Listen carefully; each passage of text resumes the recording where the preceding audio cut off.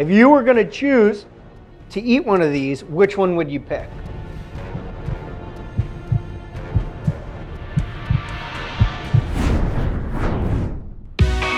All right, so today we're gonna do a little taste test using both elk and venison filet mignon. This was sent to us by our good friends at Meat and Bone. You can check them out at meatandbone.com. We've included a link in the description below as well. We've been wanting to try more wild game on this channel.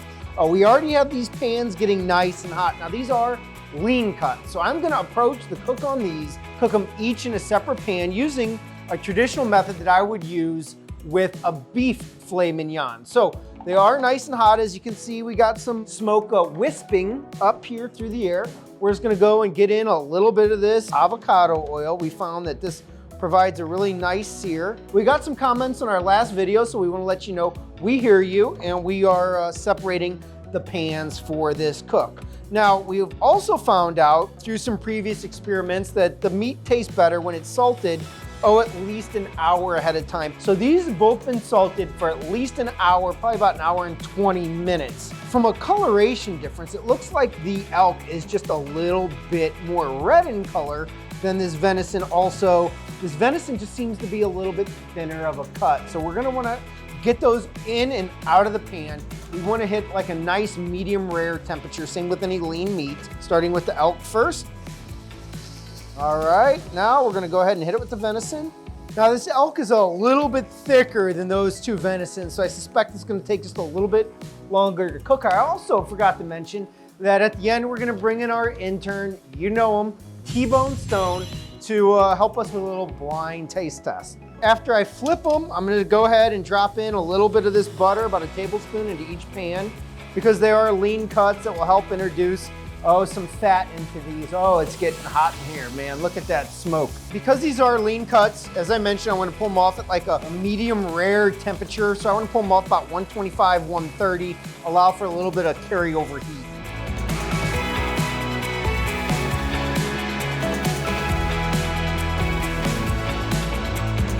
All right, so they're cooked. They've been resting for about 5 minutes. Let's cut them open and see how they look.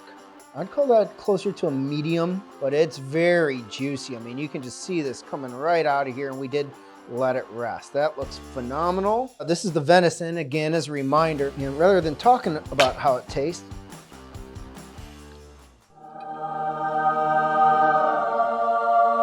Now, I think that there may be some real practical reasons why someone is cooking either elk or venison. If you're a hunter, it could be just what you're hunting.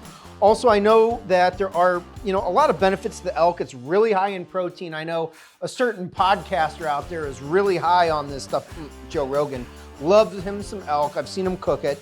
But speaking of elk, let's see how the elk looks. Again, I'd call it more of a medium. I'm actually going to set this up for our intern to come in. He's been behind closed doors, so he does not know which is which. And we're going to put the venison over here on this dark board, and we're gonna get the elk over here on this lighter board right here. All right, so we got these all cut up. As you can see, they are really closer to a medium. The thin part of the elk got away from me a little bit. We got T-Bone Stone here.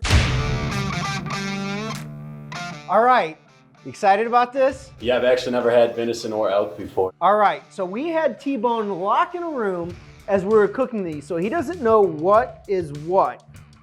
I'll give you dealer's choice, homie. Where do you want to start? I'll start on the left side here. You're gonna go left. All right. I'll follow right behind. I like it. How would you describe it? Before we go on, are you noticing any flavors there?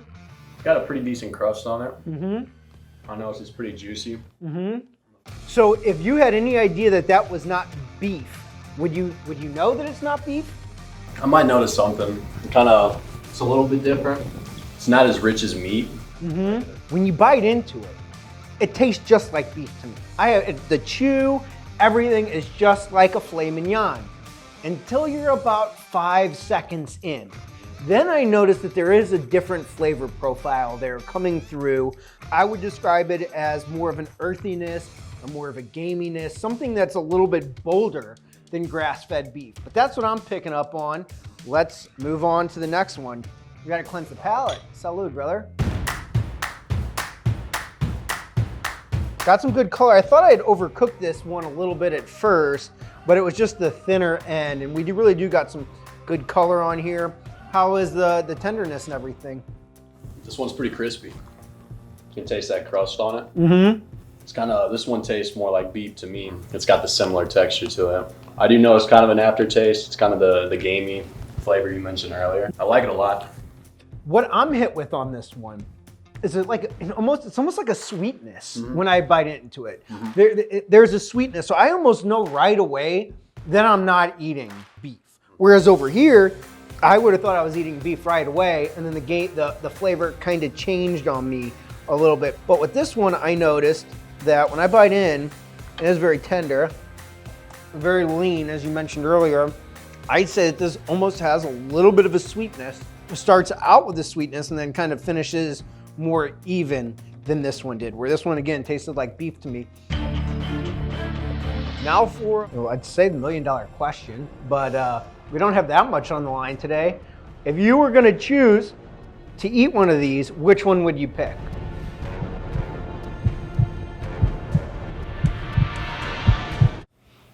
I would have to say whatever one's on the right. I got a better flavor out of it. So you got a better flavor out of this, and so why did you pick this one versus this one over here?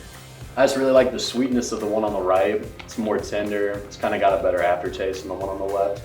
I think it would go great with some sauce. Well, dude, I gotta tell you, I have to agree with you. I really do. I really prefer this one, and I think for everyone at home, they know, because I kind of set this up. We have a dark board and we have a little lighter board, and I have the elk on the lighter board. Really? Yeah, so that's what you're going for over here. You're going for the elk, and over here, that's the venison, okay? So Meat and Bone, these are both products out of New Zealand. They label it on their package. I don't know, maybe New Zealand elk and venison has a different taste than American, but I really doubt that it's gonna be that much different. Matter of fact, when I've cooked venison in the past, when you do see it cooked a lot, you'll see it done with marinades and sauces to kind of try to balance that aftertaste that you're getting there. But very lean, very healthy cuts of meat. With that said, dude, whenever you're doing the taste test, I normally let you close it out. You wanna help the people? Yeah, you guys know the drill. If you like the video, go ahead and hit that big thumbs up, or even better, subscribe so we never miss a beat. We release a new video every single week where we show you how to turn up the tasty right at home. Now, I think we're gonna get back to this, right? And this. We'll see you guys next time.